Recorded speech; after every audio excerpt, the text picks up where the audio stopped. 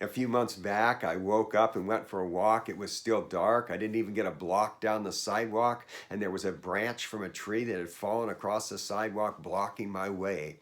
I went the other direction, and within a block, I found the same thing, another branch fallen from a tree, blocking my way. And then a block to the west, there was about a 40-foot birch tree that had laid down all across the neighbor's yard and had pulled completely out of the ground because there was a violent storm in the night where I live in Lebanon, Oregon. The thing is, that storm did not wake me up. If it did, it was only momentary. I'm sure it was loud and violent, and I slept right through it. And to me, that is a picture of the peace of Christ. We can have violent storms going on around us, the circumstances of our life, turmoil and upheaval.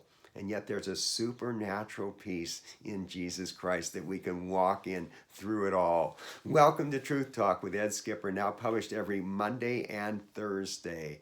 Here are the words of Jesus Christ to his disciples in John chapter 14, verse 27.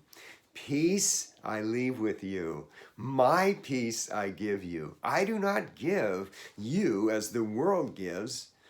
Do not let your hearts be troubled, and do not be afraid. Well, these were troubling times. Jesus was facing his execution. The disciples were going to be scattered. And despite all of these rough circumstances, that supernatural peace that Jesus offers was greater than all of it. You see, the peace that the world offers is based on a couple things. One is circumstances going well. I'm at peace because everything's going well. Or self-reliance. My source of peace is from within me. But the Christian source of peace comes from confidence in God and who he is, that brings a calmness regardless of what's going on in our lives. As Warren Wiersbe has said, people of the world live by sight and rely on externals. Christian people live by faith and rely on eternals. So it isn't enough just to say, hey, think positive like the world tells us. There can be some benefit in that. Or it isn't enough to simply say, hey, things are going to turn out okay. It'll be all right.